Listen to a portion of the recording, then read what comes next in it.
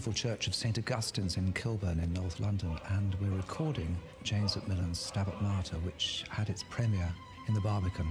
This is a momentous occasion for us because, quite frankly, we believe this to be a masterpiece.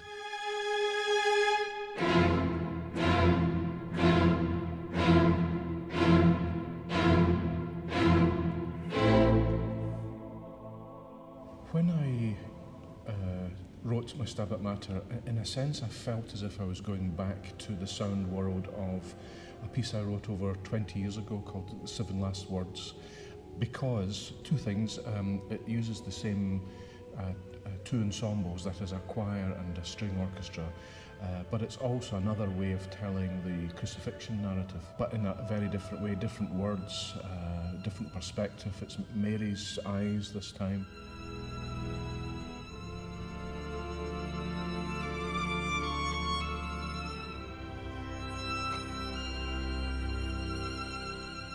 It's a combination of two different worlds in a way. I've worked very closely with the 16 for a number of years, and I've written some work for them. But I've also worked very closely with the Britain Sinfonia as well, in very different kind of repertoire. So when the two worlds come together, as they do in this world, it's a meeting of, well, it's a marriage made in heaven as far as I'm concerned.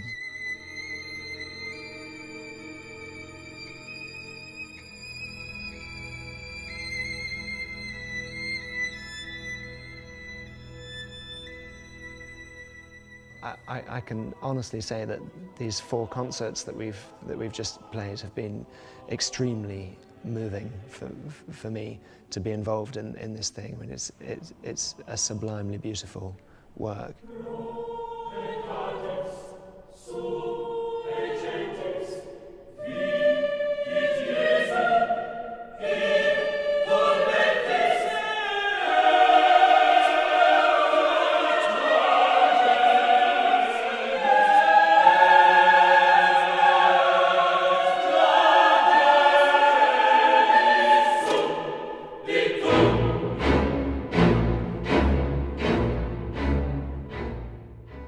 The dedicatee of this work is John Trzynski, who's a great supporter of the arts and charity generally.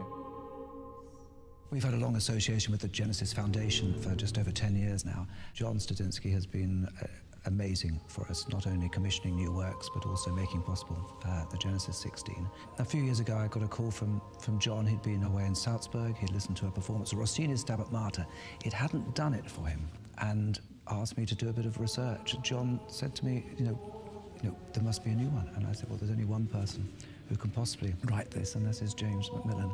And his conversations with all of us, I think, in the early days, pointed to the universal nature of this text. It's a story which resonates, first of all, with all mothers, especially all mothers who've lost a child. So the world premiere at the Barbican was a really, really special moment. It's not often you get to premiere a work of this scale. Although we do sing new music fairly regularly, this was a really special one-off, and not something that any of us are going to forget in a hurry.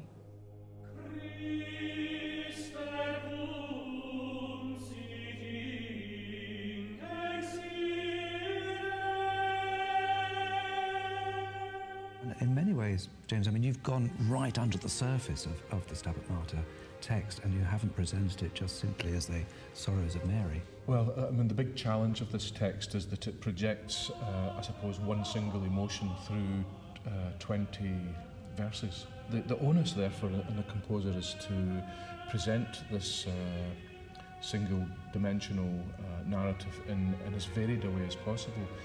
And so a composer has to dig deep, has to dig below the surface of the text. And the sorrow, you've often given the sort of sorrowful moments to the laments to the solo instrumentalists. We have amazing solos for the first violin, the viola and cello.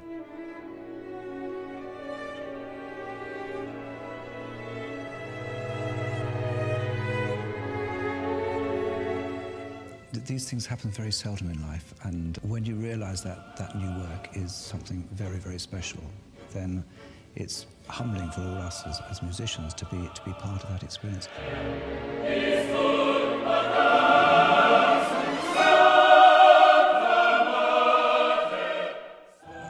I can't say anything more, but you know, this is a masterpiece, and it will live on for many, many years.